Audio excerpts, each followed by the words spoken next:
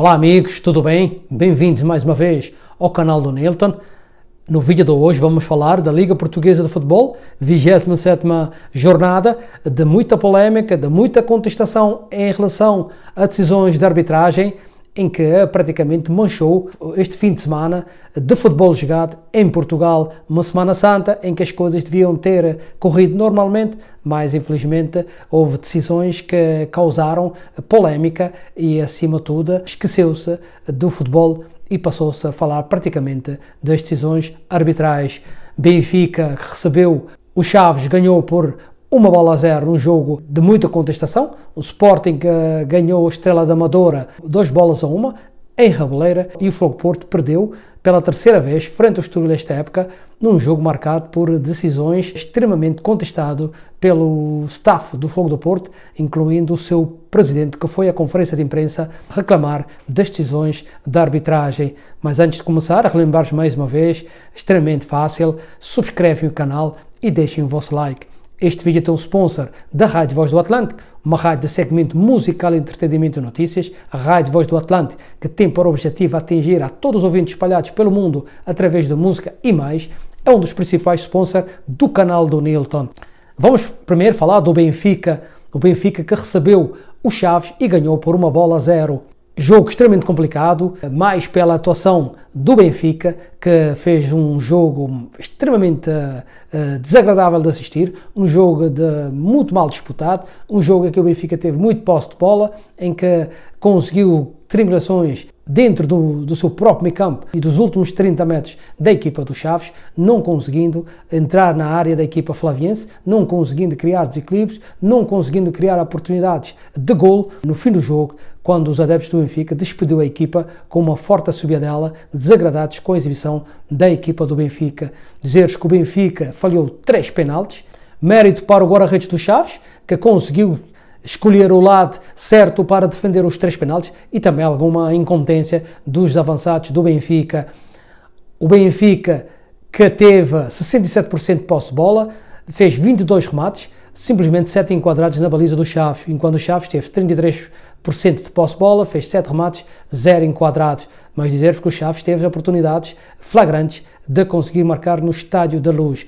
O Benfica foi a melhor equipa, foi um justo vencedor, mas o Chaves tem razão quando contesta o segundo penalti, em que o árbitro, no meu ponto de vista, e as imagens que se viu na televisão, cometeu um erro grave, um erro que influenciou não só o jogo, como também o estado de espírito dos jogadores do Chaves. O segundo penalti a favor da equipa do Benfica não é penalti, o jogador está com o pé em cima da linha, mas tem o outro pé direito fora da área, e além disso não toca no jogador do Benfica.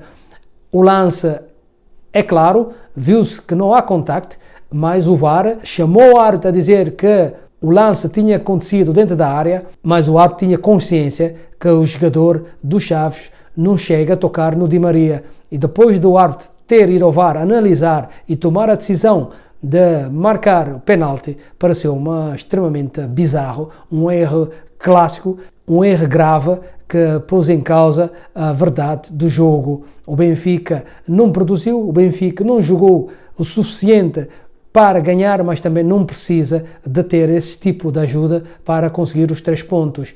O Roger Smith, que na conferência de imprensa e na zona interview disse que gostou do comportamento da sua equipa, diz que os jogadores do Benfica estiveram muito bem.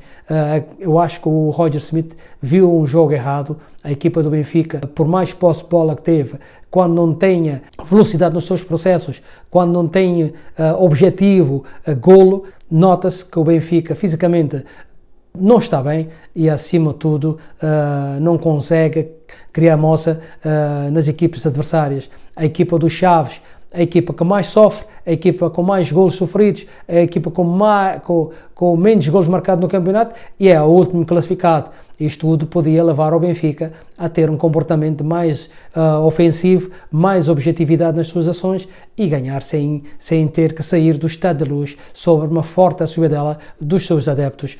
Fica com as declarações do Roger Smith. I think today was a special game. Actually, in my opinion, we played a top game on the first 80 meters. So I think in gegenpressing, also in the back four central midfielders. I think they played a great game. Unfortunately, in the last 20 meters, I think we missed a little bit of the straightness and also the efficiency, and maybe also the last decision to create more clear chances. Nevertheless, we had a lot of clear chances, and we missed 3 penalties. And if you are nevertheless able to win the game and also with a clean sheet, this is a very good sign, because today everything came together. That it was a long time a 0-0, because I think we dominated the game from the first until the last minute, and normally you win these games very clear, but today it was a special game. So I think, like I said, with on top with 3 missed penalties, and nevertheless we won. So I'm very happy with the performance of the players, also with their attitude in total, and yeah, it was an important win, and so 1 match less.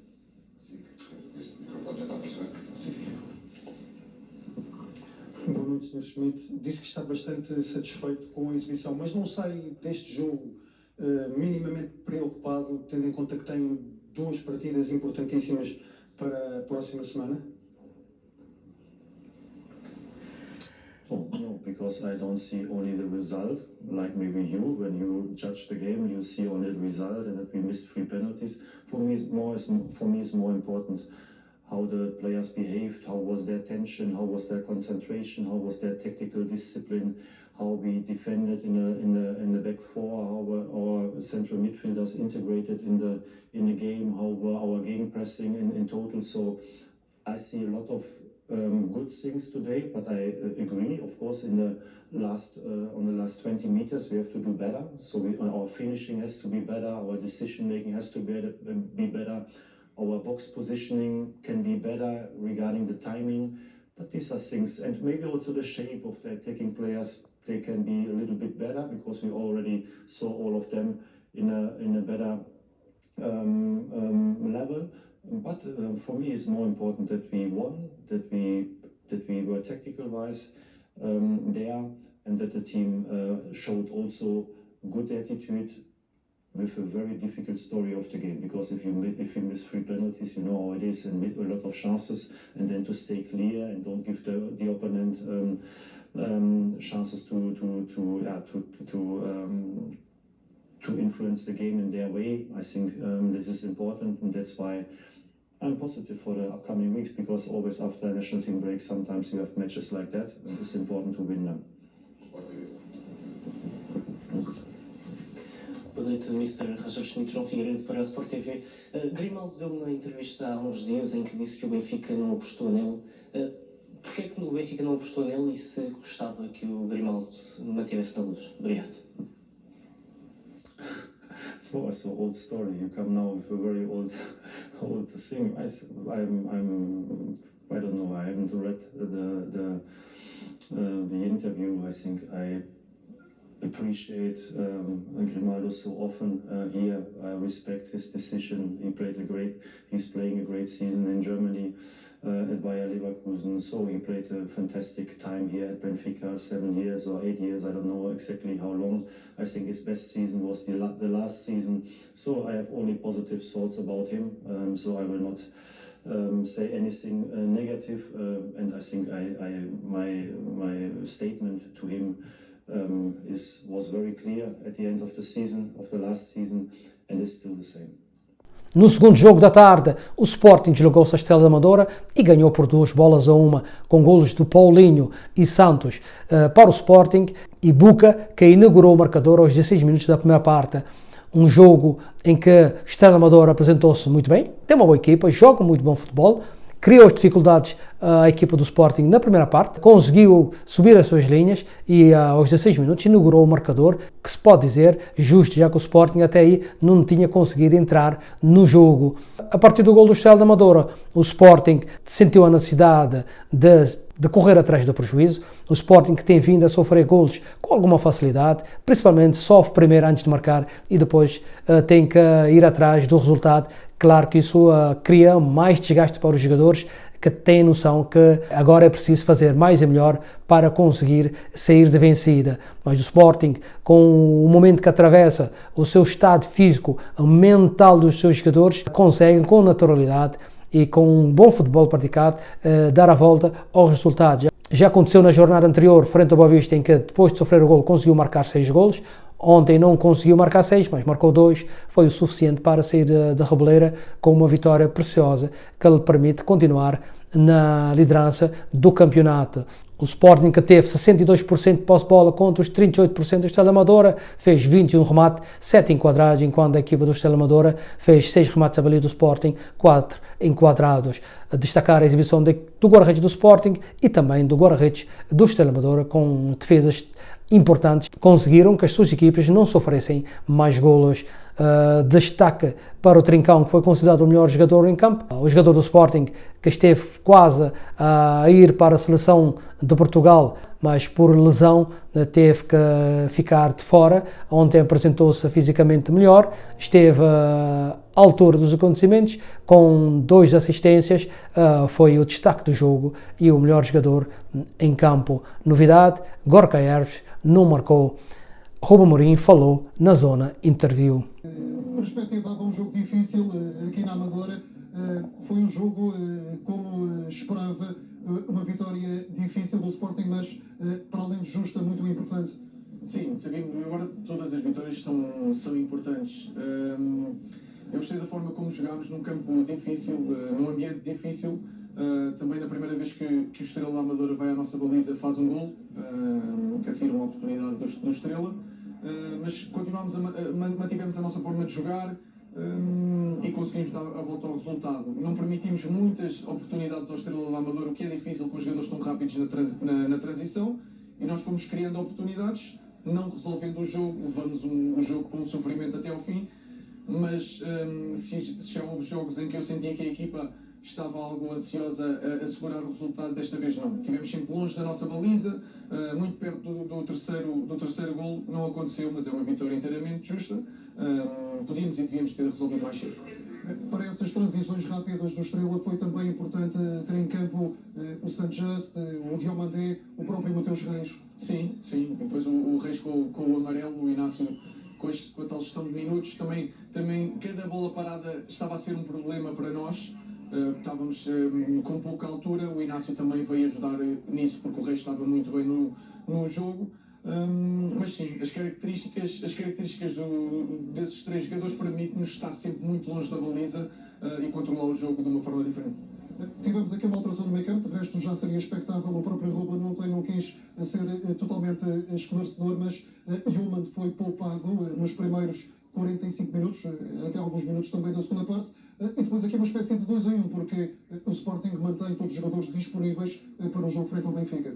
Sim, essa não era o mais importante. Obviamente, se nós pudermos juntar as coisas e termos o máximo de jogadores para todos os encontros, isso também é importante. Fizemos a gestão que tínhamos a fazer, porque tivemos uma horita praticamente, porque veio mais cedo uma semana inteira, e o Dani hoje provou mais uma vez que é difícil tirá-lo quando ele está no nível alto, e portanto, neste momento, com o Koba também, são 3 jogadores muito, muito fortes para o meio campo, e fizemos essa gestão dessa maneira.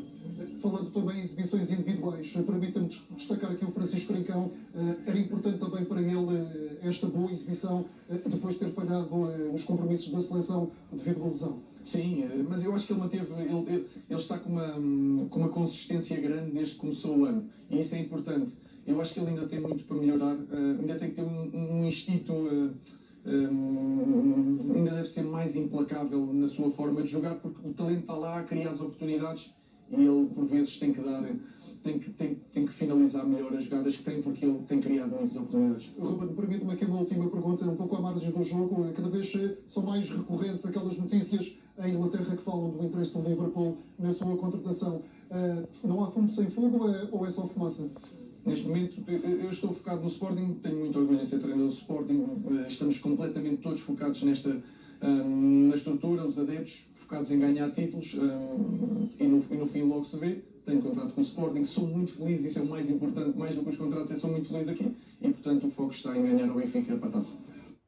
Para terminar o vídeo, vamos falar do Fogo do Porto, que deslocou-se a Reboleira, que deslocou, para terminar o vídeo, vamos falar do Fogo do Porto, que deslocou-se a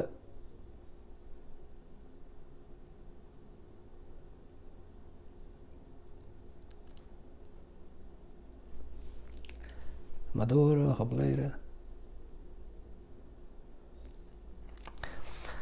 Para terminar o vídeo, vamos falar do Fogo Porto, que defrontou o Estoril e perdeu por 1-0. Terceira derrota da equipa do Sérgio Conceição frente à equipa do Estoril esta época. Não é normal uma equipa como o Estoril, sem desrespeitar a equipa do Estoril, tirar 6 pontos à equipa do Fogo do Porto. Com a derrota de ontem, praticamente o Fogo Porto disse adeus a uma possível apuramento para a Liga dos Campeões. Para ganhar o título já praticamente estava fora e havia a possibilidade de conseguir chegar ao segundo lugar, que lhe dava acesso a uma pré-eliminatória de entrada na Liga dos Campeões. Mas com a derrota de ontem, o Fogo Porto ficou numa situação extremamente difícil. Mas vamos falar do jogo. Primeiro, dizer-vos que o árbitro teve influência direta no resultado.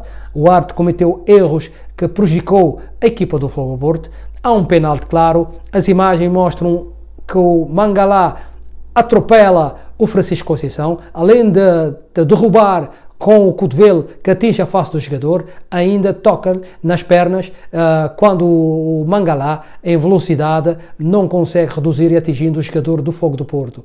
É um penalti claro, não há outra decisão a tomar. O árbitro marcou o penalti porque tinha certeza e o instinto dele disse-lhe penalti, mas ele foi chamado pelo VAR, onde viu a imagem e de certeza, recebendo as orientações dos outros que comandam o VAR, decidiu anular a sua própria decisão e cometer um erro que prejudicou a equipa do Fogo do Porto e os seus jogadores. A partir daí, a equipa do Fogo do Porto sentiu-se esta revolta, depois de haver um penalti dado à equipa do Benfica no dia anterior, em que beneficiou a equipa do Benfica. É normal que havia uma certa revolta dos jogadores do Futebol do Porto em relação à arbitragem. O árbitro, que vinha de uma forte contestação internacional no jogo entre Espanha e Brasil, onde ele marcou 2 penaltis que só ele viu, mais ninguém viu. Até os comentadores em Espanha disse que o Brasil foi um justo vencedor, já que marcou 3 golos e sofreu 2 golos de penalti, injustamente marcado pelo próprio árbitro que apitou o jogo entre o Estoril e o Futebol Clube do Porto. Houve revoltas, mas isto não quer dizer que os jogadores do Porto têm que perder a noção, têm que perder as estribeiras, como costumam dizer no Norte, e avançar para cima do árbitro sem qualquer tipo de contestação. Isso não pode ser real, isso mancha a postura da equipa do Futebol Porto, mancha a postura da imagem do futebol português no exterior e acima de tudo, os jogadores do Futebol Porto acabam por perder a razão. Foi à sala da conferência de imprensa manifestar o desagrado da equipa do Futebol Porto em relação a esta arbitragem, fez referência a outros jogos em que o Futebol Porto foi prejudicado, mas ontem, acreditem que foi um escândalo o comportamento do árbitro em relação ao jogo. Em relação às expulsões, não teve outra alternativa, cumpriu a lei, pronto, não há nada a dizer em relação à arbitragem, mas no lance do penalti, onde ele toma a decisão, uma decisão correta e depois anula por falta de convicção, mostra que este árbitro não estava preparado para apitar um jogo depois de uma forte contestação da sua arbitragem no jogo entre Espanha e Brasil. No jogo jogado, o Cassiano marcou aos 69, dando uma vitória muito importante à equipa do Estoril, que não está a atravessar um bom momento, vinha de 10 jogos só com uma vitória, correndo sério risco de entrar na zona de despromoção. Uma vitória frente ao Futebol Porto, além de uma força moral à equipa do Estoril e também 3 pontos que dá uma vantagem confortável na tabela classificativa. O Futebol Porto teve 74% de posse de bola, fez 14 finalizações, só 2 foi na direção da baliza do Estoril.